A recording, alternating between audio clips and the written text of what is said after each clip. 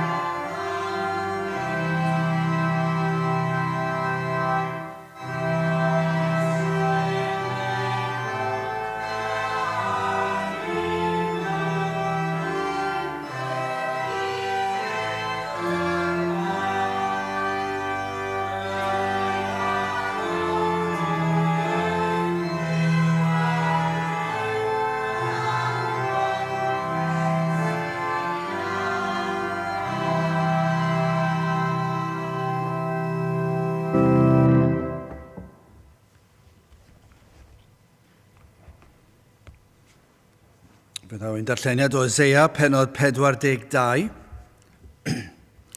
Eseia 42 ac yn dechrau darllen yn y 10fed adnod.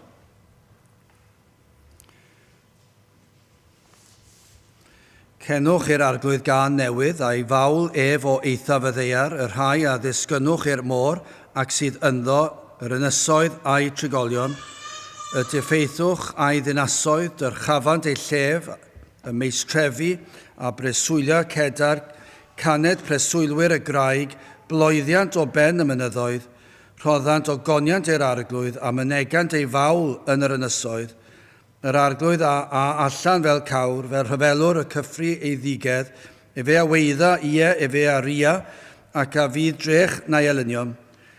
Tewais talm, distewais y mateliais, llefa fel gwraig yn esgor, di fwynaf a difethaf ar unwaith, miawnaf y mynyddoedd a'r bryniau yn ddiffeithwch, a'i holl wellt a wywaf, ac awnaf yr afonydd yn ynysoedd a'r llynoedd a sychaf.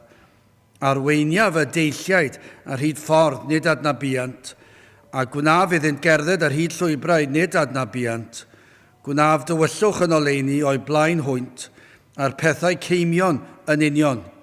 Dyma y pethau a wnaf iddynt, ac nis gydawaf hwynt. Byddai bendith Duw ar ei air sancta Dduw. Gydewch ni nawr droi at ein harglwydd mewn gweddi. Diolch i ti unwaith eto Dduw am y fraint o cael dod Gerdefron yn dod trwy enw a thrwy heiddiannau dy fab a'n gweredwr yr arglwydd Iesu Grist yn dod fel rhai sydd yn bir yn dy olwg, fel rhai sydd yn lan yn wynach na'r eira. Ond hyn oll nid oherwydd unrhyw ymdrech ohonom ni, ond oherwydd yr hyn a wnaeth yr arglwydd Iesu Grist yn ein lle iddo ddod ac iddo gyflawni'r gyfraith yn ein lle. Fe wnaeth e'r cyfan fe fodlonodd e dy holl ofynion di. Ac o Dduw y mae yn darparu felly ni ei berffeithrwydd, ei gyfiawnder ac i ni yn diolch ein bod wedi'n gorchuddio yn llwyr, ein bod ni'n lan yn dolwg ac yn ddiolchgar o Dduw nad oes na gosb yn ein gwynebu ni, nad oes na atebolrwydd am y pechodau hynny, mae'r arglwydd Iesu Grist wedi i gosbi yn ein lle ni. Ac felly o Dduw i ni yn diolch i ti am yr Efengil Sanctaidd, yn diolch am agor llygaid ein heidiau i weld ein hangen, yn diolch am arwain ni at droed y groes. Ac felly o Dduw i ni yn gofyn i ti faddau ni, nad ydyn ni'n byw bywydau fwy o fawl, a mwy o ddiolchgarwch am yr hyn oll yr wyt ti wedi rhoi i ni. Maddau ni nad wyt ti yn bob peth i ni, yn ben ar ein bywydau ni. O Dduw helpa ni i fod yn fath rai, ein bod ni yn dangos i ti, ein bod ni yn diolch o waelod ein calonau ni, am yr holl roddion i ti wedi ddarparu ar ein cyfer ni, bod diwedd ein taith ni, mor ysblenydd, mor ogoneddus, bydd ffydd yn troi'n olwg ac yn cael dy weld wyneb yn wyneb, ac byddwn ni yn treulio tragwyddoldeb yn dy gwmni di. Ac felly o Dduw i ni yn gofyn i ti helpu ni gadw'n golwg ar ddiwedd ein taith. Ac o Dduw yn pwyso arno ti trwy gydol y daith, na fyddwn ni'n gwyro i'r dden ac i'r chwyth, ond y byddi di'n ein cadw ni'n ffyddlon. O Dduw yn wyneb yr holl anhawsterau a'r siomedigaethau a'r ymosodiadau yr un drwg. I ni yn gofyn am help o Dduw, y maen nhw'n ddyddiau anodd, yn ddyddiau llawn digalondyd. Ac o Dduw i ni yn gweddio byddi di'n helpu ni i ddyrchafu'n llygaid tuag at y mynyddoedd ac i bwyso arno ti. Ac i bwyso arno ti am y nerth a'r cylondydd sydd ei hangen. Byddwn ni yn dyfalparhau tuag at y diwedd ac yr holl ffordd o fyd amser i dragwyddoldeb. O Dduw, i ni yn gofyn i ti i ddod lawr i'n plith yn ystod yr oedfa hon. I ni'n gweddio fwy nag unrhyw beth am dy bresenoldeb. Gad i ni fedru dweud ein bod ni wedi cyfarfod at y di. Dy fod ti wedi llenwi'r lle yma gyda'r bresenoldeb. Ac o Dduw, y bydd hyn yn gorlifo. Y bydd yn gorlifo i bob cyfeiriad o'r adeilad hon. Y bydd pobl yn ymwybodol fod ti yma gyda ni, o Dduw. Pan ni'n edrych i'r dde o'r adeilad ac i'r chwith ac o'n blaenau ni a lawr y strydoedd, i ni yn gweddio, Dduw, bydd pob un, yr rhai sydd yn gwrthwynebu, yr rhai sydd yn anwybyddu, y cyfan o Dduw, a byddant yn gwybod dy fod ti wedi dod lawr i'n plith. O Dduw, a nid hyn ein mwyn ni yn unig, i ni yn dymuno fe ein mwyn ni, achos i ni'n gwybod heb i ti ddod yna, mae gwanhau yn llwyr y byddwn ni, ond i ni yn gofyn yn bennaf fel y bydd dy enw di yn cael ei ddyrchafu unwaith eto yn y wlad fach hon. Yn y wlad sydd wedi profi gymaint o ddfendithion di. Ni yn gofyn i ti felly i ddod lawr. Tywallt y lan ysbryd arno. Helpa ni wylo fwy o Dduw. Helpa ni i bledio a thi, i ddychwelyd i'n plith. Mae'r wlad yn mynd o ddrwg i waith. Mae'r eglwys yn mynd o ddrwg i waith ac yn gwanhau ac ar fi'n diflannu. Ac os na fedrwn ni wylo am hyn, yna o Dduw triennus yw ein cyflwr. Felly o Dduw tyrd i'n plith. Diogela ni rhag ymosodiadau'r un drwg. Cadw'r un drwg i ffwrdd. I ni'n gallu gweld gymaint o niwed mae wedi achosi i ni ac i llefydd tebyg ar hyd a lled o wlad. Ond i ni yn gweddio yn erbyn Satan ei hun, yn enw yn arglwydd Iesu Grist. Y byddi di'n cadw'r un drwg i ffwrdd, ac y bydd enw ein harglwydd ni yn cael ei ddyrchafu. Goriwch pob enw arall. Felly o Dduw, tyr bendithio diogela ni nawr. I ni'n gofyn hyn o trwy enw ac heiddiant ein harglwydd Iesu Grist. Amen.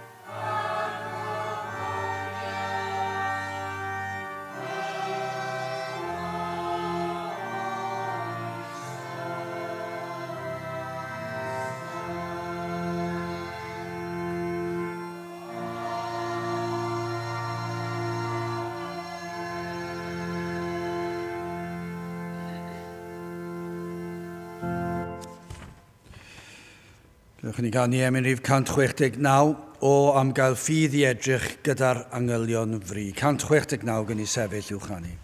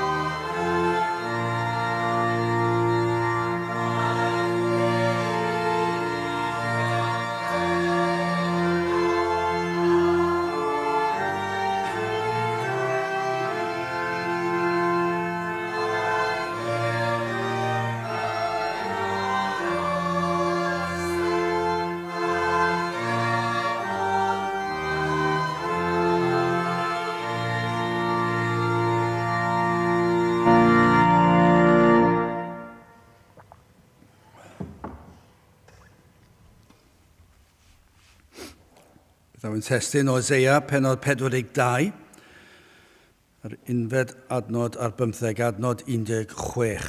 Eseia 42, adnod 16. Arweiniaf y deilliaid ar hyd ffordd nid adnabiant, a gwnaf iddynt gerdded ar hyd llwybrau nid adnabiant. Gwnaf dywyllwch yn oleuni o'i blaen hwynt, a'r pethau ceimion yn union. Dyma pethau a wnaf iddynt, ac nis gadawaf hwynt. Os ewn ni ychydig o adnodau yn ôl o'r testyn i'r 10fed adnod, fe welwn ni fyna'r alwad i ganu clodydd i'r arglwydd. Adnod 10, cenwch i'r arglwydd gan newydd, a'i fawl ef o eithaf y ddeiar, yr rhai a ddisgynnwch i'r môr, ac sydd ynddo yr ynysoedd a'i trigolion.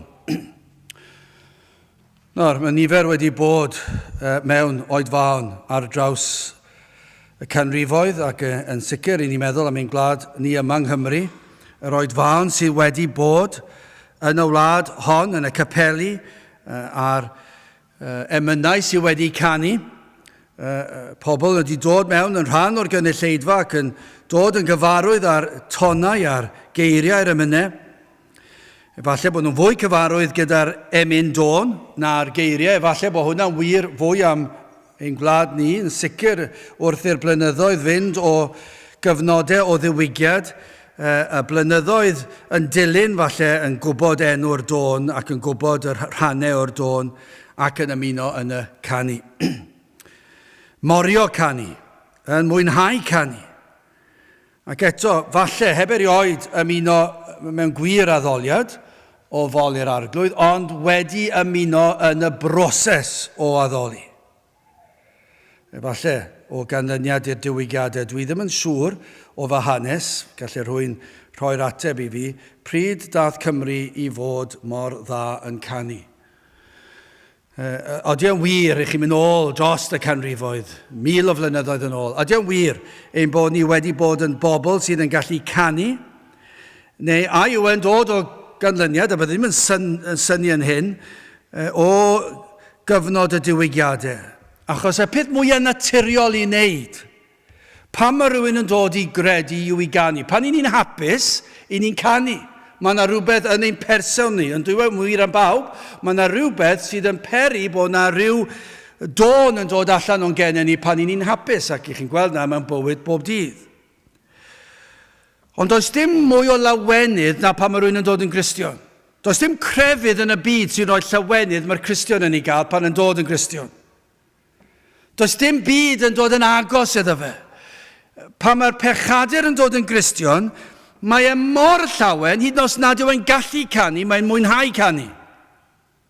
Mae'n canu'n fflat efallai, mas o diwn, dim syniad o'r dôn, ond fydd e'n morio canu achos mae wedi profi iachawdwriaeth.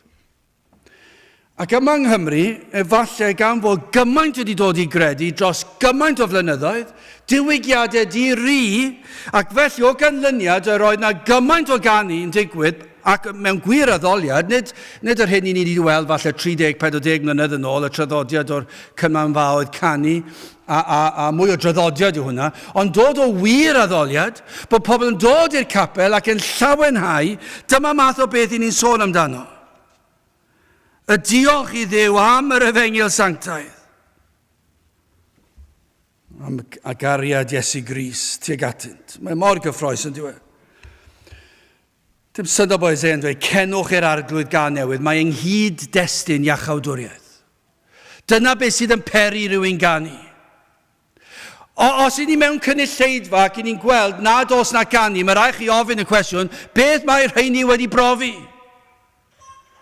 Os oes yna gapel llawn a chi'n meddwl mae'r canu mor llipa, i chi'n meddwl beth sydd wedi digwydd. Ydych chi wir wedi profi iachawdwriaeth? Achos mae yna rhywbeth am yr enau sydd eisiau canu'r arglwydd, nid yn y ffordd i ni'n gweld mewn capeli modern, a maen nhw'n neidio lan y lawr a dawnsio, nid addoliad yw hwnna, edrychwch arno fi yw hwnna, ac i ni ddim eisiau gwastraffu anadl yn siarad yma fath ddwlu. Beth i ni eisiau siarad amdano yw hyn, gwir addoliad. Os yw'r ysbryd glân yn dod lawr ac yn llenwi'r lle, ac mae gwir iachawdwriaeth, yna fe fydd pobl yn canu. Sa ni'n sôn os fydd yn bert iawn, ni'n sôn am fydd e'n faw. Achos dyma beth sydd fan hyn, cenwch i'r arglwydd gan newydd, a'i fawl ef o eithaf y ddeiar, yr rhai a ddisgynnwch i'r môr, ac sydd ynddo yr ynysoedd, a'i trigolion, canwch, canwch, canwch. Diolch i ti, yr holl alluog Dduw. Bydde fe mor gyffroes. Pe ba'r arglwydd yn gweithio ni'n plith ni heddi.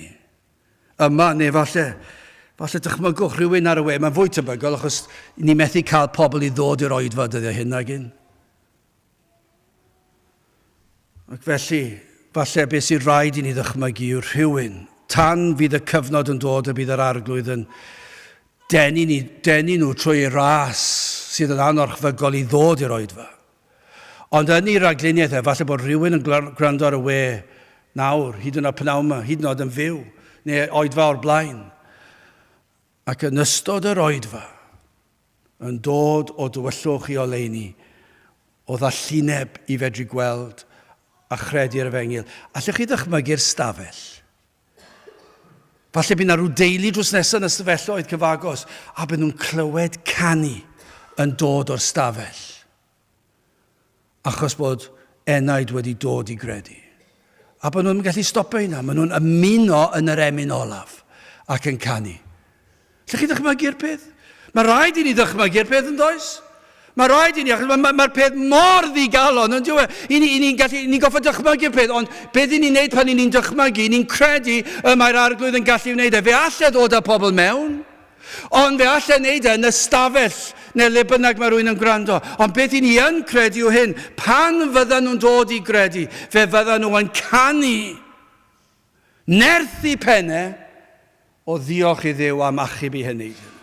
Achos dyma yw'r peth sy'n dod â fwy o llawenydd. Does dim byd ar wyneb y ddeiar fyddwch chi'n fwy llawen amdano na dod i gredu. Ac os oes na, rhaid i ni gwestiynu os ych chi'n Gristion. Mae rhaid i ni. Mae rhaid bod chi ddim wedi deall yr Efengyl. Achos mae hwn yn fwy gwerthfawr nag unrhyw beth yn y byd. Yn gyntaf, o'r adnod yma, adnod 16. Hoffwn ni edrych ar y disgrifiad o'r colledig ac yn ail y dall, ac yn olaf yr addewid i'r dall. Ac mae'r pennawd y cyntaf sydd gen i yw'r colledig, mae'n cael ei ddisgrifio fel y dall. Ond mae yna ddau fath o ddall byddwn ni'n tybio fan hyn. Rhai sy'n ymwybodol ei bod nhw'n ddall a rhai sydd ddim. A rhai sy'n ymwybodol ei bod nhw'n ddall yw'r rhai fyddwn ni'n gweld mae'r addewid mae'n berthnasol iddynt a byddwn nhw'n dod i gredu. Ond mae yna deillion, mae yna rhai sy'n ddall sydd yn golledig a colledig fyddan nhw. Allech chi ddisgrifio nhw fel dall hefyd. Ond am gyfleistra, yn ni ddefnyddio'r gair i ddisgrifio'r math yma o bobl dall fel y colledig, y rai sy'n mynd i fod yn goll. Adnod 16. Arweiniaf y deilliaid ar hyd y ffordd nid adnabiant. A gwnaf iddynt gerdded ar hyd llwybrau nid adnabiant. Gwnaf dywyllwch yn oleuni o'i blaen hwynt, a'r pethau ceimion yn union. Dyma y pethau a wnaf iddynt, ac nis gadawaf hwynt. Wel, am adnod. Mae'n llawn addewid, ond cyn fi mynd ymhellach, dyw'r addewid ddim i'r colledig. I'r dall yna. Mae'r addewid i'r dall, ond nid iddyn nhw ar y funud ta beth, nid fel maen nhw nawr. Mae'r addewid yma i'r rhai sydd yn dod i weld bod nhw'n ddall. Ond yr addewid yna yn hyfryd a feddwn i hynny maes o law. Ond am y tro dwi am edrych ar yr rhai sydd yn ddall, ond sydd ddim yn gwybod bod nhw'n ddall, ac sydd yn hapus yn ei dallineb. Ond beth sy'n rhaid i ni ddeall o'r cychwyn, mae'n gywir dweud i bob un ohonom cael ein geni yn ddall yn ysbrydol. Chos dallineb ysbrydol sydd yn amlwg yn cael ei ddisgrifio fan hyn, nid un corfforol. A mae pob un sydd wedi geni yn ddall. Ac yn golledig. Rhufeiniaid 3 adnod 10 i 12. Megis y mae'n ysgrifenedig, dywedodd Paul. Nid oes neb cyfiawn, nac oes un. Nid oes neb yn deall. Nid oes neb yn ceisio Duw. Gwyrasant oll, eithant i gyd yn anfuddiol, nid oes un yn gwneithio'r daioni, nac oes un. Ac yn adnod 23, oblegyd pawb a bechasant ac ydynt yn ôl am agoniant Duw. Nawr, mae'r geiriau yna, oll, pawb, pob un, mae y mor bwysig yn dweud, os ych chi'n credu gair Duw, ac wrth gwrs mae'n amlwg, allan ni ddim dychmygu bod y neb yn gallu dadlau gyda'r geiriau yna, y genir pob un yn farw yn ysbrydol, pob un yn ddall. Does dim, mae Paul yn dweud, does dim dealltwriaeth o'r gwirionedd gan neb. Ganed ni oll yn farw yn ysbrydol, yn ddall yn ysbrydol, ni methu deall dim. I ni'n gallu deall dim. Dyna beth mae'n dweud. Nid oes, adnod 11, nid oes neb yn deall. Ac felly, dyma'r sefyllfa sydd gennym ni yw hyn. Yw fod pob un sydd tu fas i'r eglwys, hyd yn oed pob un sydd yn yr eglwys, ac yn ei cyflwr cyn iddyn nhw ddod i gredu, mae pob un yn ddall a dyn nhw ddim yn deall. Felly, pan i ni'n mynd i siarad gyda nhw, am unrhyw beth ysbrydol, does dim syniad gyda nhw. Os nad yw'r arglwydd wedi gweithio arnyn nhw, does dim syniad gyda nhw. Os y'n ni'n magu'n plant ni ar aelwyd Cristnogol ac yn dysgu nhw adnodau ac yn gweddio gyda nhw pob nos, dyn nhw ddim yn deall. Dyn nhw ddim yn deall dim. Tra bod nhw'n golledig, dyn nhw ddim yn deall. Fydd nhw'n gallu cofio'r adnodau. Bydd yr arglwydd falle gallu bendithio'r adnodau ymhen amser.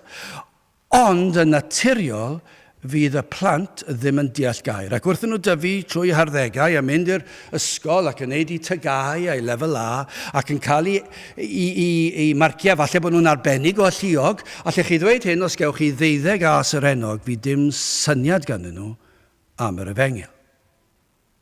Ar ôl cael ei magu ar aelwyd Gristnogol. Fydd nhw'n deall yr efengyl. Falle bod llais hyfryd yn nhw, bod nhw'n aelodau o'r côr. Ond allech chi ddweud hyn, yn y capel, fydden nhw ddim yn morio canio, ni bai bod nhw eisiau pobl i glywed i llais hyfryd nhw. Ond allwch chi ddweud, mae nid addoliad fydd achos fydden nhw'n wedi profi yr efengyl, fydden nhw'n deall yr efengyl.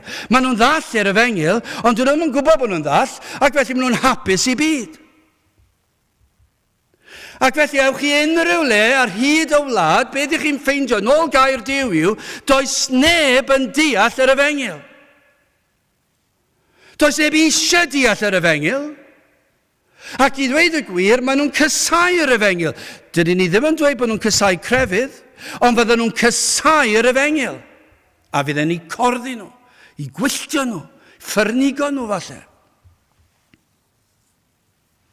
Mae Paul yn dweud, adnod 10, gwyrasant oll. Maen nhw'n gwyro. Eithant i gyd yn anfuddiol, nid oes un yn gwneud daioni, nac oes un. Fydden nhw'n neud lot o ddaioni o fewn cymdeithas, ond nid yn gwir ystyr y gair daioni yn ystyr ysbrydol y gair. Fydden nhw ddim yn byw i ogoneddu Duw. Ac felly, nid daioni maen nhw'n neud. Mae Ioan yn dweud yr un neges. Ioan 9:39, ar Iesu a ddywedodd, i farn y deithim i'r byd hwn, fel y gwelai yr rhai nid ydynt yn gweled, ac yr elai'r rhai sydd yn gweled yn ddeillion. Felly mae yna gymysgwch fyna, mae yna rhai sy'n gweld, fel y gwelai'r rhai nid ydynt yn gweled, so maen nhw'n dod i weld. Y rhai dall yn dod i weld, ac yr elai'r rhai sydd yn gweled yn ddeillion. Mae rhai sy'n meddwl bod nhw'n gallu gweld, bod nhw'n cael eu cadarnhau yn eu dallineb nhw. Mae yna rhai sydd yn meddwl ei bod yn gallu gweld, ond yn dall. Ond mae yna gymaint o'r un yn does. Mae'r capeli'n llawn ohonyn nhw. Mae crefyddwyr yn llawn ohonyn nhw. Pob crefydd. Pobl sy'n meddwl ei bod nhw wedi deall, ond dyn nhw'n deall dim. A maen nhw'n ddall. A tristwch mawr yw faint o bobl efengylydd sydd wedi gwneud y ffydd efengylydd fel y Phariseaid. Mae gen i'r athrawiaeth dwi fod i gredu yn fy mhen. Ond dwi e ddim wedi i siglo nhw. Dwi e ddim wedi peri i'w calonau nhw lamu oddi fewn. Dwi e ddim yn bopeth iddyn nhw. Beth ni'n dysgu yw hyn, fe ddath Iesu Grist i'r byd at rai sydd yn ddall. Yn gwybod ei bod yn ddall, a peri iddynt weld. Dyma'r addewid sydd fan hyn. Fe ddath Iesu Grist at y deillion, ond y rai sydd yn elwa yw'r rhai sydd yn dod i weld ei bod nhw'n ddall. Mathew 9:13, ond ewch a dysgwch pa beth yw hyn. Trigaredd yr ydw fyny ewyllysio ac nid aberth, canis ni ddeithim i alw yr rhai cyfiawn, ond pechaduriaid i edifeirwch. Mae hwnna'n ffordd arall o'i ddweud eto, ond yw e? Hynny yw, fe ddaeth yr Iesu i alw pechaduriaid, nid dod at rhai sydd yn gyfiawn, neu meddwl ei bod nhw'n gyfiawn. Dyna beth yw'r pwyslais fyna. Mae yna rai sydd yn gyfiawn, ond nid cyfiawn ydynt. Mae nhw'n rhai sy'n meddwl bod nhw'n gyfiawn. Rhai sy'n meddwl bod nhw'n gwybod. Rhai sy'n honni bod nhw'n gwybod. Rhai sydd yn dyrchafu hunan bod nhw'n gwybod. Dwi'n gwybod y cyfan. Dwi wedi darllen gymaint, dwi wedi deall y cyfan, a drychwch arno fi, dwi mor dda, a maen nhw'n falchder yna. Rhai sy'n meddwl bod nhw'n dda, dwi'n mynd i'r capel, dwi wedi gwybod ar y mynnau, dwi wedi bod yn cymanfawyd canu, dwi wedi arwain cymanfa canu hyd yn oed. Dwi wedi bod yn bregethwr, a dwi'n gyfiawn, dwi'n helpu'r tlawd, dwi'n mynd allan i'r gwledydd tlawd y byd, a dwi wedi rhoi i'r rhai sy'n tlawd, a dwi'n teimlo reit falch am y peth. Achos mae rhai pobl yn mynd pethau fel yna, dwi yn, a dwi'n gyfiawn. Ond dyma be mae Iesu Grist yn dweud, nid at rheini dwi wedi ddod, achos maen nhw'n meddwl eu bod nhw'n gyfiawn, fe ddes i at yr rhai sydd yn bechaduriaid ac yn gwybod eu bod nhw'n bechaduriaid, trwy ras. A dyma beth sydd yn bwysig i ni weld, nid yw'r addewid yma'n berthnasol i nifer ar y pryd. Er eu bod nhw'n ddall, dyn nhw ddim yn sylwi hynny. Mae'r hyder yma yn ei gallu, ei gwybodaeth efallai, yn ei crefydd efallai. Mae rhain yn barod, yn dadlen erbyn Duw ei air, ei efengyl. Maen nhw wedi creu rhyw efengyl ei hun. Dyma beth i ni'n gweld. Mae'n rhyw gyfnod tywyll iawn, yn dwi. I ddweud y gwir, dwi ddim yn gwybod os dwi wedi gweld cyfnod fwy tywyll a mae'n mynd yn dywyllach. A mae'n gyfnod lle mae yna efengyl ffres newydd yn cael ei chreu bron bob wythnos. Mae'n gymaint o ddryswch. I fi, ta beth, falle bod e ddim i neb arall, ond i fi, cyn bellai bod fi gallu weld, mae'n gyfnod sydd mor ddyrus. Mae'n anodd dirnad. I chi meddwl beth sydd wedi digwydd. Mae'r efengyl, mae e fel beth ar rhyw len wedi mynd dros yr efengyl. Dwi ddim yn glir mwyach. Ni ddim yn siŵr pwy yw'r Cristnogion, ni ddim yn siŵr beth yw'r efengil bellach, ni ddim yn siŵr beth i ni fod i ddweud mewn oedfa efengeli bellach. Mae yna gymaint sydd yn erbyn galw mas i bechadur ddod i gredu, mae yna gymaint o wahanol farn ar y materion yma, ac mae bron di dod fel sgwrs fach i cael chat bach gyda pechadur a dweud, os ti'n ffansio credu, mae fel y syniad modern yma o addysg ac o magu plant. I cael sgwrs dyn nhw bod drwg, paid â wneud os ti ddim yn teimlo fel e. Mae'n driennus yn dwi. Dyw'r efengil ddim i cael sgwrs amdano fe. Mae rhaid dweud oedd rhaid i chi'n bechaduriaid a chi'n golledig. Mae'n mor ddyrus yn dwi. Mae'n driennus o dywyll. Mae'r dallineb yma'n erchill a mae bron iawn di dod dros y rhai sy'n wir yn saint. Bod y weledigaeth o beth yw'r efengil wedi mynd. Yr hunan gyfiawn yma, mae yna rhyw falchder mewn crefydd, mewn ffydd efengyledd bellach. Mae'r pwyso ar fy ngweithredoedd i. Dyma beth oedd y Phariseaid yn euog ohonynt. Yr oedden nhw'n neud yr un peth, ond ni'n dal i weld yr un pechod trwy gydol hanes yr eglwys, a mae'n fwy amlwg nawr na gyfiad erioed. Mae yna rhyw ymfalchio yn o fi a be dwi yn i'w wneud. Dyw'r rhain ddim yn credu bod eisiau help arnyn nhw. Chi ddim yn gweld calonnau wedi torri nag eich. Dyn nhw ddim yn dweud, dwi does dim gobaith i mi, beth pa le ar af. Chi ddim yn gweld hwnna bron unlle bellach. Ac yn sicr, dyn nhw'n meddwl bod nhw'n ddall. Mae'r hyder yma. A mae hwnna ymhlith y cryfyddol a'r digrefydd. Mae'r digrefydd mor hyderus yn dyn nhw. Dod at eu cysgladau hunan. Byw yn y ffordd maen nhw'n credu sydd yn iawn. Dilyn y llwybr maen nhw'n hapus ag e. Pa bynnag foesau yr hoffant, dilynant, does dim angen cyngor. Ond chwa beth hyn dywed gair Duw am rhai fel hyn yw bod nhw'n golledig. Maen nhw'n ddall heb wybod. Maen nhw'n ddall. A mae'r peth mwyaf trist. A mae'r rhain yn para yn ei dallineb tan y bedd. Ac yna mae tragwyddoldeb yn dechrau.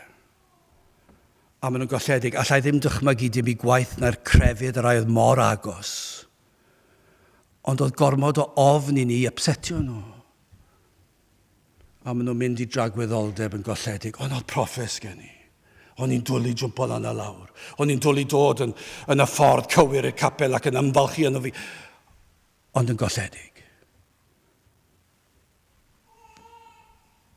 Pan oeddem ni mewn carchar tywyll di. Y broblem sydd gyda ni fan hyn yw, dyw'r rhain ddim yn gweld bod nhw mewn carchar tywyll di. Dyn nhw erioed wedi gweld bod nhw'n carchar tywyll di. Os wnewch chi wrando ar eu tystiolaeth nhw falle bod dim cyfeiriad at brofiad o ymwybyddiaeth o unrhyw garchar, o unrhyw dywyllwch ac o unrhyw ddiwch. Ond mae'r gwir Gristion yn gallu canu'r geiriau pan oeddem ni mewn carchar tywyll di oedd yn erchill. O'n i eisiau dod mas o'r carchar. O'n i'n trial dod mas o'r carchar. O'n i'n trial dod mas, o'n i'n gwybod bod fi'n y carchar, o'n i'n trial dod mas, o'n i'n methu mynd mas o'r carchar. Ond dyma'r gwahaniaeth, mae yna gymaint o bobl crefyddol ar digrefydd, maen nhw yn y carchar tywyll di, ond nhw ddim yn gwybod bod nhw'na, ond maen nhw'n hapus yno. Maen nhw'n ddigon cyffyrddus i byd yn ei dallineb. Maen nhw'n mwynhau'r byd, a'i bethau, a'i bleserau, ond ddim yn sylweddoli hynny. Ond dyma beth sy'n fwyaf trist, dyw'r addewid yma ddim iddyn nhw. Does dim byd fan hyn iddyn nhw gan Eseia. Falle fydd ni'n gweddio fydd maes o law, ond ar y funud o le allwn ni ddweud hyn, dyw'r addewid yma ddim iddyn nhw. Dyw'r arglwydd ddim yn mynd i arwain rhai fel na. Dyw'r arglwydd ddim yn mynd i fendithio rhai fel na. Maen nhw'n mynd i aros yn ei dallineb. A'r beth ni yn gwybod yw pam ar arglwydd yn dod trwy nerth yr ysbryd glân ac yn agor llygad y deillon i weld ei dallineb. Dyna'r man cychwyn. Yna mae'r addewidion yma mor arbennig ac maen nhw'n sicr. Ond yw'r rhai sydd yn parhau yn ei dallineb. Heb weld e. Dwi ddim yn ymwybodol bod na unrhyw fendith fan hyn, ond dyma'r fendith, symudwn ni mlaen yn ail at y dall sy'n cael ei ddisgrifio fan hyn. Mae'r lleill yn ddall, ond ddim yn sylweddoli hyn, ond mae'r rhain. Na i ddarllen yr adnod eto, dychmygwch beth yw hwn fel, dychmygwch petai na rhywun sy'n gwrando ar y we. Does dim lot yn gwrando ar y we, mae fel betai yn mynd yn llai ac yn llai. Mae rhaid ni ymddiried rhagluniaeth yr arglwydd am hynny. Ond os oes na un yn gwrando ar y we, un, na gyd i ni eisiau yw bod na un yn gwrando ar y we falle, sydd yn ddall ac yn y carchar tywyll di, ac yn trio do mas, ac yn dweud dwi'n ddall, dwi heb obaith, dwi'n gwybod beth i wneud. Gai ddweud wrth yr enaid yna, dyma'r addewid. Gwrandewch ar yr addewid yma. Falle bod na un yn gwrando, dyna'r cyffro. Falle bod na rhywun tu fas fyna'n gwrando sy'n mynd angen. Falle bod rhywun sy'n cerdded heibio allu clywed y sain. Falle, dwi ddim yn gwybod, ond efallai fydd y neges yma yn cael ei recordio ac yn am hen 10 mlynedd bod nhw'n gwrando, ond dyma'r addewid i'r rheini sy'n gwrando, sy'n gwybod bod nhw'n ddall. Gwrandewch, dyma'r addewid i chi. Arweiniaf y deilliaid ar hyd ffordd nid adnabiant, a gwnaf iddynt gerdded ar hyd llwybrau nid adnabiant, gwnaf dywyllwch yn oleini o'i blaen hwynt a'r pethau ceimion yn union. Dyma pethau wnaf iddynt ac nis gydawaf hwynt. Am addewid. Mae'n hyfryd yn diwe. Bore ddoe, yn teimlo'n reit digalon, darlleniad yn cael ei rhoed i ni, a'r llawenydd ges i wrth gerdded nôl dar cwn dos y mynydd wrth ddarllen a llai ddweud wrthych chi, o'n i eisiau canu yr holl ffordd nôl, ond o'n i'n gwrando ar Lloyd Jones ar yr un pryd, ond o'n i eisiau canu, diolch i ti yr holl alluog Dduw, am roi geiriau o galondid i fi pan o'n i'n teimlo mor isel, oedd yn hyfryd, oedd yn mor hyfryd, fe nath e godi'n nghalon ni'n sydd. A dyna beth yw'r adnodau yma i'r pechadur. Efallai sy'n gwrando nawr, efallai'n gwrando ac yn teimlo bod dim gobaith yn y byd. Ond ni'n dweud wrth ystwetha, mae'r gŵr yma yn Westminster blynyddoedd yn ôl, oedd ar fi'n dod a'i fywyd i ben, a fe gath yr arweiniad gan yr ysbryd glân. A i Westminster am ryw reswm i wrando ar y dyn ma to. Pa math arweiniad yr ysbryd glân. Gafodd Lloyd Jones yr union eiriau i roi. A chyma beth ddigwyddodd? Fe nath e siarad ar enaid. A fe gododd yr enaid i'r cymylau. A fe ddychwelodd e'r arglwydd. Dyna beth mae'r arglwydd yn gallu gwneud. Ond falle dyma'r union adnod sydd angen ar rhywun i gael.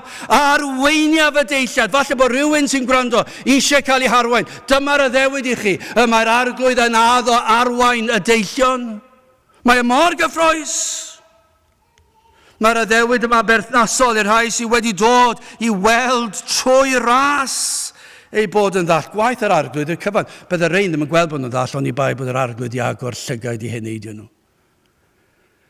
Ac felly mae'n amlwg yn diwedd, os yw'r arglwydd yn agor llygaid yr enaid i weld, rhaid i chi weld, achos dyw'r arglwydd ddim yn methu. Ac felly, os yw wedi dod â chi cyn belled â hynny, fe fydd yn bendithio. Felly mae'n neud synwyr llwyr. Mae'r rhesymeg ar y fengil mor rhesymol, mae'n anhygol. Chi ddim yn gallu dadlau gyda'r fengil. Mae rhaid iddo fod. Mae wastad yn wir yn diwe. Haws fod o gymorth i rywun os ydynt am dderbyn cymorth. Mae hwnna'n wir ym mhob cyd-destun. Yn yr ysgol fel athro, llai ddweud hyn yn sicr.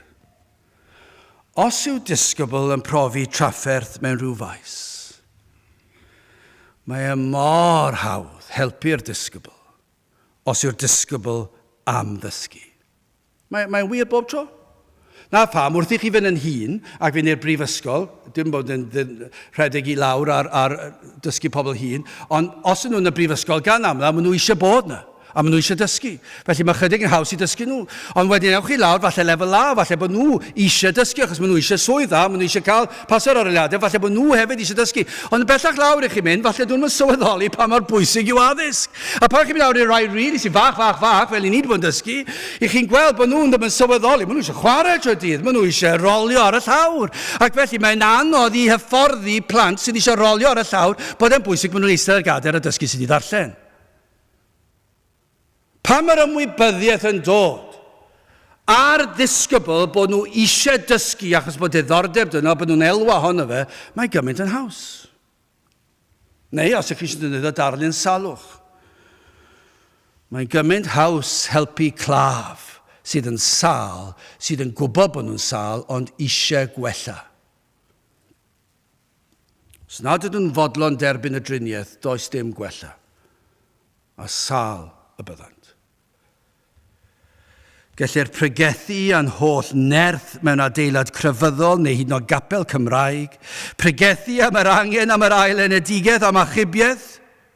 A gallwch chi ddweud am mor glir a sydd ffosib, ac dyma be fydd yn digwydd, fe gewch eich gwrthod yn llwyr, os nad ydyn nhw'n credu eu bod nhw'n bechaduriaid. Os nad ydyn nhw'n sylwi bod nhw'n mewn angen am achubiaeth. O, na, nes i broffes tra'n blentyn bach. Dwi wedi bod yn Gristion erioed. Ond ydyn nhw wedi deall yr efengil? Rhaid gofyn y cwestiwn yn does? Ydy'r efengil yn bopeth i chi? Wrth gwrs, mae yna rhai ifanc yn gallu dod i gredu. Ond fe welir ffrwyth maes o law. Ond efallai nad oes ffrwyth i weld. Ac felly rhaid gofyn y cwestiwn. Ydych chi wedi deall yr efengil? Ydych chi wedi mynwesu'r efengil i gyd? Ydy Iesu Grist yn bopeth i chi? Ydych chi'n cael trafferth gyda pechod a'i ddysgeidiad am bechod? Ydych chi'n meddwl i ti'n galw fi'n bechadur? Pechadur yw fy enw, ni feddaf enw gwell. Ydy hwnna'n achosi trafferth i chi? Chi gallu dychmygu Capeli Cymru dros yr hanner canrif diwetha. Petai chi wedi mynd â pregethu yn siŵr o fod fydden nhw wedi cysgu trwy'r mwyafrif o'r bregeth, ddim wedi sylwi bod chi wedi dweud e. Ond petawn nhw wedi gwrando, clywech chi'n dweud e, bydden nhw ddim wedi ddeall e, ond os bydden nhw wedi ddeall e, bydden nhw wedi dweud, dydw i ddim yn bechadur. Does dim angen iachawdwriaeth yno fi, dwi wedi bod i'r capel erioed. Dwi'n credu mewn Duw. Dwi'n canu'r emynau, dwi'n helpu'r tlawd. Dwi'n gymydog da. Mae pawb yn edrych lan ata i. Ond fe fydd y Cristion, pan mae pechod yn cael ei sôn amdano, yn dweud, dyna fi. Dal i fod. Dwi wedi bod yn Cristion 10, 20, 30 mlynedd, beth bynnag yw allech chi ddweud, ond pechadur yw fy enw, ni feddaf enw gwell. Ond fydd y Cristion dweud, pechadur yw fy enw, ond mae Iesu Grist wedi maddau'r cyfan. Trwy ras, fe nath e hynny fi o'r pwll. A pan mae'r efengil yn cael ei ffregethu, maen nhw'n llawenhau. Pan mae'r emynau'n cael ei canu, maen nhw'n llawenhau. Dyna'r gwahaniaeth. Ond mae yna rhyw elfen yn does, mae yna rhyw falchder yn y lleill. Ond dyma'r math o berson i ni'n sôn amdano, mae'r addewid, mae mor berthnasol. Maen nhw'n gweld eu pechod. Os yw'r ysbryd glân wedi gweithio ar yr enaid, os yw'r hedyn o sancteiddrwydd wedi blannu yn yr enaid, os yw gwaith yr arglwydd wedi cychwyn am wahaniaeth sydd, mae yna gymaint o wahaniaeth rhwng proffes, pa bynnag oedran yw e, a'r gwir beth, mae'n anhygol. Nawr mae'r enaid wedi fywhau, nawr mae llygaid yr enaid wedi hagor, nawr mae goleinio'r efengil wedi llywyrchu a goleio i bechod, nawr mae'n gweld i bechod. Mae am y tro cyntaf wedi gweld beth yw ei gyflwr. Mae'n gweld ei fod yn frwnt ac yn eog.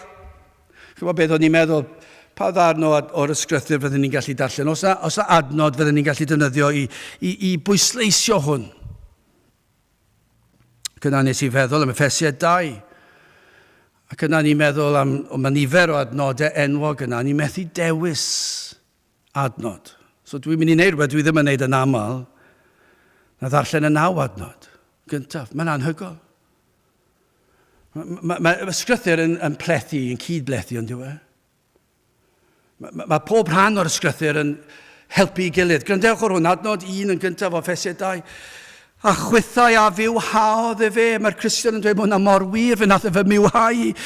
Pan oedd eich feirw mewn cymweddau a phechodau, yn yr rhai yr hodiaswch gynt yn ôl helynt y byd hwn, yn ôl tywysog llywodraeth yr awyr, yr ysbryd sydd yr awr on yn gweithio ymlant ar nefydod yna ble o'n ni. Ymysg yr rhai hefyd y bu yn hymarweddiad ni oedd gynt, yn chwantau ein cnawd gan wneithio'r ewylltysiau y cnawd a'r meddyliau, ac yr oeddem ni wrth naturiaeth yn blant digofaint megis eraill. Roedden ni'n golledig, roedden ni'n ddall, roedden ni'n frwnt. Adnod 4, eithir Duw. Dyna'r efengil i chi, eithir Duw, na Duw ymyrryd, yr hwn sydd gyfoethog o drigaredd, oherwydd ei fawr gariad trwy yr hwn y carodd e fe ni, Iesu Grist. Pan oedd yn feirw mewn cymweddau, be nath e? A'n cydfywhaodd ni gyda Christ. Ac yna mae cromfachau, am gromfachau, trwy ras, yr ydych yn gadwedig. Rhag ofn bod chi'n anghofio. A chi ddim yn mynd i anghofio. Mae'n atgoffa, mae eisiau dod o fe mewn trwy ras yr ydych yn gadwedig. Ac yn cyd-gyfodod ac yn gosodod i gyd eistedd yn y nefolion leoedd yng Nghrist Iesu. Fel y gallai ddangos yn yr oesoedd o ddeiau. Ragorol olyd ei ras ef trwy ei gymwn ysgarwch i ni ymbydd yn Iesu Grist yng Nghrist Iesu. Canis, a dyma'r adnodau enwog, canis trwy ras yr ydych yn gadwedig. Trwy ffydd, a hynny nid ohonoch eich hunan, rho Duw ydyw, nid o weithredoedd, fel nad yn ffrostiau neb. Am adnodau. Pa adnod fyddwch chi di ddewis? Siwr o fod y 9? Mae'n ddisgrifiad o'n cyflwr ni, ond mae'n disgrifiad o'r broses o gadwedigaeth. Dyma yw'r rhyfeddod yr efengyl. Daw at yr rhai sydd yn feirw, a rhai sydd yn ddall. Ond fe sydd wedi dangos iddyn nhw eu cyflwr. A mae'n ei bywhau nhw. Ond am broses ar y cychwyn, mae'n broses anodd, does dim cwestiwn am hynny. Dydyn ni ddim yn dweud oedd pobl ddod i'r oedfa i cael amser neis. I ni ddim eisiau gweld pobl yn dod i'r oedfa ac yn dweud, wel ie, fe ddoi nôl wythnos nesaf, achos oedd hwnna mor neis. Ond dyna'r peryg, dyna beth sydd wedi digwydd o fewn yr eglwys dyddiau yma. Yw yr ofn o weld pobl yn dod a ddim dod nôl to, felly mae'r rhaid i ni fod tipyn bach yn fwy ofalus o'r neges. Y di-gapel, fi'n credu dyna beth yw e bellach, y di-gapel, a felly dyn nhw ddim yn gyfarwydd y ffregethu. Dydy nerth Duw ddim yn ddigon da i argyhoeddi pechadur o'r stryd yn ôl Cristnogion modern. Dim syndod bod ni mewn fath dywyllwch. Pan mae'r ysbryd glân yn dod lawr, a mae'n agor y llygaid y deillion, a mae'n dod ar ryw boen iddynt, anobaith am gyfnod. Mae'n ymwybyddiaeth ei bod yn dod yn fer o ogonion Duw ar ôl meddwl pa mor dda oedden nhw. A fe ddaw y boen o'r eogrwydd fel mae Pantycelyn dweud yn pwyso fel eogrwydd fel mynyddoedd byd arnyn nhw a mae'n gwasgu'n drwm. Os yw e fel mynyddoedd byd, mae hwnna wir yn drwm, ond yw e? Ond yw e'n brifo? Os ych chi yn gorwedd o dan mynydd sydd yn fawr yn ein byd ni a chi o dan fe, mae'r darlun yna'n anferthol. Mae hwnna'n golygu bod eogrwydd yn bechod, mae y mor drwm, mae'n gwasgu lawr, mae'n brifo, mae'r efengyl yn mynd i frifo. A'r rhaid iddo fe frifo. A'r rhaid i'r dall weld ei bod nhw'n ddall. A'r rhaid iddyn nhw weld y diwedd yr golledigaeth. Ond er bellach, nid yn dod yn credu bod hawl gennym i chi ddim felly meddwl bod chi'n dod â hawl, edrychwch arno fi, na, dwi ddim felly bellach, chi'n dod â chri yn y galon. Chi'n dod â waglaw. Chi ddim yn cwrela dim mwy. Chi ddim yn cwestiynu dim mwy. Chi hebyn obaith, chi'n llwyr ddibynnol ar drigaredd yr arglwydd. Ond cyn i ni ddod i ddiwedd y bregaeth a'r neges. Dyma y fath rai sydd yn derbyn ar y ddewyd yma. Os yw'r arglwydd wedi agor llygaid eich enaid. Os ych chi wedi gweld eich gwacder, os chi wedi gweld eich rhagrydd, os chi wedi gweld eich diwch chi yn eich calon chi, os chi wedi gweld eich cymhellion chi, os chi wedi gweld eich eogrwydd chi, os chi wedi gweld bod chi'n dod yn fyr o gonion Duw, os chi'n gweld bod chi'n medru helpu chi'n hunan, os chi wedi gweld bod chi'n anobeithiol, dim sy'n ffordd ych chi droi, yna mae'n ar y ddewyd yma. Dyma'r y ddewyd. Felly orffen, adnod 16, arweiniaf y deilliaid, mae'n mynd i'ch arwain chi. Os dyma fe sydd wedi agor eich llygaid, mae wedi addo arwain eich enaid. Arweiniaf y deilliaid ar hyd ffordd nid adnabiant, a gwnaf iddynt gerdded ar hyd llwybrau nid adnabiant. Gwnaf dywyllwch yn oleini o'i blaen hwynt, a'r pethau ceimion yn union. Dyma pethau a wnaf iddynt ac nis gydawaf hwynt. Gallwch chi ddim cael y ddewyd gwell. O ddewir i'r sawl sydd yn gweld ei cyflwr y byddant yn cael ei harwain. Ond nid dyna wna'r arglwydd, mae'n arwain yr enaid. Mae wedi wneud o'r cychwyn trwy ragluniaethau. Mae'r arglwydd yn ei ragluniaethau trwy cwrs bywyd wedi bod yn arwain eich enaid chi cam wrth gam. Mae e wedi rhwystro chi rhag mynd lawr un ffordd. Mae wedi cael drws rhag i chi fynd lawr ffordd arall. Mae wedi arwain chi ar un ffordd arall i chi ddod ar draws. Efallai rhywun fydd yn siarad â chi. Rhywun fydd yn cael sgwrs â chi. Rhywun i chi'n edmygu. Ac i chi'n falle'n meddwl. Falle bod rhywun yn y gweithle wedi dod ar draws Cristion. A falle ar ôl blwyddyn y ddwy wedi gweld mae'r Cristion yna'n byw mor lan, mor sanctaidd. Mae'n gwylltio fi ar y degau. Ond eto mae yna rhywbeth hyfryd amdano. Ac yna ar ôl cyfnod bod chi wedi mynd lan at y person yna'n dweud, beth yw e am dy fywyd ti? Falle dyna beth fydd e. Beth yw e am dy fywyd ti? Ac yna maen nhw'n dweud, wel, dwi wedi pwyso'r Crist. Ac maen nhw'n dod i'r cwrdd. Beth yw hwnna? Arweiniad yr arglwydd i'r dall. Falle rhywun yn pigo rhyw adnod ar dren neu ar fws. Falle mynd i'r ysbyty, mynd i westi. Gweld rhyw air o sgrythyr, falle. Neu falle plentyn sydd wedi cael ei fagu ar aelwyd Gristnogol sydd wedi anghofio'r cyfan. 60 mlynedd yn ddiweddarach, rhieni wedi hen gladdu. A maen nhw'n cofio. A maen nhw'n chwilio. A maen nhw'n dod nôl. I wrando ar gair Duw, a mae'r arglwydd yn dod ac yn ateb ar y ddewyd. Ni ddim yn gwybod, mae'n gallu fod yn amryw ffwrdd. Mae'r arglwydd gallu arwain ar enaid, ond mae mor gyffroes y mae'r arglwydd yn arwain. Mae bob Cristion yn gallu tystio i arweiniad yr arglwydd yn ei fywyd. Yn arwain chi ar droed y groes. Arwain ar ei ffordd nid yw'r rhain wedi bod erioed o'r blaen. Chi ddim wedi bod ffordd un o'r blaen. Chi ddim wedi profi ar gyhoeddiad o bechod o'r blaen. Ac mae'r pwysau'n drwm, ond eto mae yna ryw lygeidyn o oleuni lawr fyna. Ac i chi'n mynd amdano, a chi'n ceisio, chi'n chwilio, chi'n darllen, chi'n holi, chi'n galw am yr arglwydd yn eich arwain chi nes ac yn nes i ble at droed y groes. Fydd yn arwain chi at ble mae'r efengyl yn cael ei ffregethu ar air ysgrifenedig, neu o'r pulpit, neu ar y we. Fydd yn dod â chi at gyfaill, neu falle fydd yn dod yn erth yr ysbryd glân a chi'n cerdded trwy'r goedwig a mae'r efengyl yn dod yn ôl i chi a chi'n dweud, o, Dduw Graslan, maddau mi fy holl bechod a chi'n gweld Crist ar y groes. Dyna'r arweiniad yr ysbryd glân, dyna'r arweiniad yr arglwydd. A mae'n neud e yn diwedd, mae wedi neud e a mae'n addo neud e to.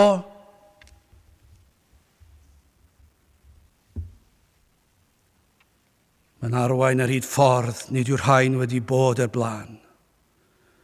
Mae'n anodd i ddechrau. Pan ni'n cael golwg ar gyflwr y galon, pan mae'r frwnt i ni yn heiddiant ni. Bod o'n i'n meddwl wrth baratoi at y garol nath yn had cyfansoddi ar gyfer y llyfryn yma. Ces olwg ar fy Iesu yn wyneb cariad Duw. Gweld dyn yn ei drieni heb obaith am gael byw. Cyrheiddodd cynllun diwdod mewn plentyn yn ei gryd, angylion mawr mewn syndod, gweld gobaith nawr un byd, ces olwg ar fy Iesu. Am olwg, pan i chi'n cael yr addewid yma wedi bod yn ddall, ac yna chi'n cael golwg o'r Iesu. Un i chi ddim wedi weld o'r blaen, chi ddim wedi bod ar hyd y ffordd yma o'r blaen, ond am y tro cyntaf falle mewn oedfa, fe fydd yr rhyfeddod Crist yn dod o'ch blaen chi. Fyddwch chi'n gweld ei ddwylo pur ar led, a fyddwch chi'n gweld yr gwaed yn pistillo, byddwch chi'n gweld y ffynon wedi hagor, ac yna fyddwch chi'n clywed y pregethwr yn dweud, dewch a droed y groes, a fydd na i'ch golchi chi'n wynach na'r eira. Dyna yw'r golwg o'r Iesu. Gweld ei berffeithrwydd. Iddo gyflawni'r ddeddf yn fy lle. Iddo fodloni'r tad. Chi'n cael golwg o'r Iesu a'i aberth, ei fod e wedi rhoi ei fywyd yn fy lle fi, bod e wedi marw yn fy lle fi, fel cosb am fy mhechod i, ai am fy meiau i. Ie yw'r ateb. Fi oedd Iesu farw ar y groes am fy meiau i. Fe dalodd e'r pris ar y groes, y pris oedd yn angenrheidiol i'r rhyddhau enaid o gaethiwed, ac o bechod ac o afael Satan. Yn o'r y groes, iddo ddioddau'r gosb yr heiddais i. Gnaf dywyllwch yn oleuni o'i blaen hwynt. Ond dyna beth sy'n wir ar pethau ceimion yn union. O, roedd pethau mor aneglur. O'na gymaint oedd yn rwystro, roedd na rwystrau di-ri, roedd y ffordd yn igam-ogam, roedd na rwystro ar y ffordd, ond nid yw na'n wir. Fydd pob Cristion yn tysio hyn, pethau'n dod ar eu traws nhw, stopio nhw mynd i'r cwrdd, stopio darllen, roedd na chwerwder yn dod yn eu bywyd nhw, roedd nhw'n anhapus yn mynd yn flin, roedd na pobl yn gwahodd, oedd y ffôn yn canu, pob math o rwystro, swyddi'n dod, neu colli swydd, pob math o rwystrau, yna cwestiynau ac amheuon ac athrawiaethau chi ddim yn ei ddeall ac yn meddwl fedrai ddim dod yn Gristion achos ti ddim yn deall yr athrawiaeth, gwyddoniaeth o bob math o angrediniaeth, cyfeillion yn denu. Ond beth yw'r addewid yw hyn? Gwnaf dywyllwch yn oleuni o'i blaen hwynt a'r pethau ceimion yn union. Mae'n neud yn glir. Chi'n dod i weld. Sut ych chi'n dod i weld, ni ddim yn gwybod. Dwi'n bosib dweud, mae'n ddirgelwch, mae'n wyrth. Fel y wyrth o'r ysbryd glân yn agor llygaid yr enaid i weld eich angen. Mae'n hefyd yn wyrth bod chi'n dod i weld y groes yn y lle cyntaf. Mae'n gymaint o rwystrau. Ond dyma beth i ni'n credu yw hyn. Mae'r arglwydd yn gallu wneud e'n bosib i bobl ddod. Mae'n anodd dychmygu fe bellach yn dweud. Ond mae'n bosib, achos mae Gaerdyw yr un mor bwerus heddi ac o'r oedd pan nath Eseia yngan y geiriau tro cyntaf. Does dim rhwystrau mwyach. Bydd awr cyfan yn eglur. Mae'r llwybr yn cael ei hagor tuag at y groes. Ac yna mae'r enaid yma yn gallu gwireddu'r addewid, mae'n gallu profi'r addewid. Mae'n cyrraedd troed y groes. Ac yna wrth droed y groes wedi blino. Dagren llifo. Dim nerth ar ôl. Reiogrwydd yn llethol. Teimlo mor frwnt. Ac yna mae'r Iesu yn dod ac yn golchi pob bryw i ffwrdd. Pob staen i ffwrdd. Pob pechod chi methu maddau eich hunan i ffwrdd. Mae'n golchi'r cyfan i ffwrdd. Mae wedi gosbi am bob un o'n nhw. Mae wedi talu'r pris am bob un o'n nhw. Ac yna mae'n maddau ni'r cyfan. Ni'n cael ei mabwysiadu, ni'n un o'i blante. A dyma'r addewid. Ar ddiwedd yr adnod, dyma pethau a wnaf iddynt. Dyma be fi'n addo, dyma'r addewid. Ac nes gadawaf hwynt, dyna mae hwnna mor arbennig. Reit ar ddiwedd yr adnod, am addewid. Bod e'n addo, dyma be dwi'n mynd i wneud i chi, dwi'n mynd i'ch arwain chi, dwi'n mynd i wneud e'n fwy clir, dwi'n mynd i oleo'r cyfan, dwi'n mynd i arwain chi at Grist. Dwi'n mynd i faddau'r cyfan, dwi'n mynd i fynwesu chi, neu chi'n blentyn i mi, a dwi'n addo hyn i chi, fyddai byth yn eich gadael chi, am dragwyddoldeb. Fyddwch chi'n eiddo i fi am byth. Gai ofyn wrth gloi, oes yna rai sydd yn gwrando, sydd yn ymwybodol o'i hangen ei dallineb, wel, diolchwch felly.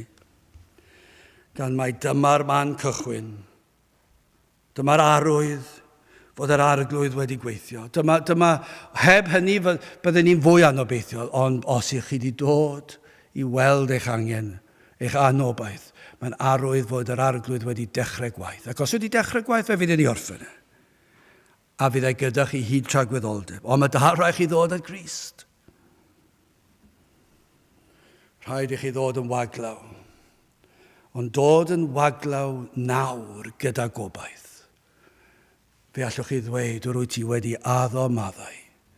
Felly maddau fy holl feiau. Ac fe fydd e. A fe fydd eich cadw chi'n saff hyd byth. Arweinia fy deilliaid. Ar hyd ffordd nid adnabiant. A gwnaf fydd yn gerdded ar hyd llwybrau nid adnabiant. Gwnaf dywyllwch yn oleuni o'i blaen hwynt a'r pethau ceimion yn union. Dyma pethau a wnaf iddynt.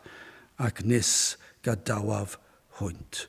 Gadewch i ni weddio. O Dduw, i ni yn diolch i ti am yr ysgrythyr, am da ddywydion, ac yn gweddio o Dduw, y byd na rhyw enaid, un enaid, o Dduw yn dod o'i tywyllwch i oleuni, ac y bydde di yn arwain i llwybrau, yn arwain nhw i ddod i wrando ar y we, arwain nhw hyd yn oed i ddod i'r oedfa ryw sil.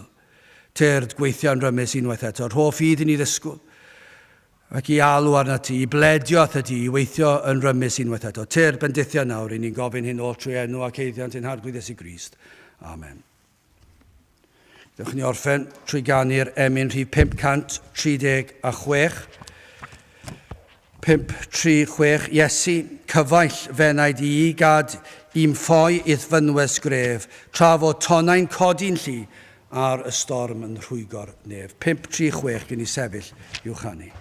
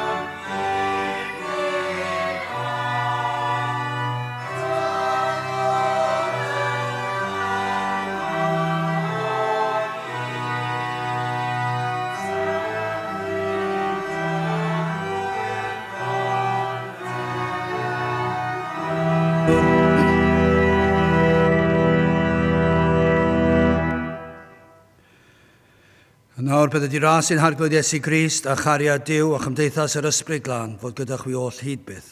Amen.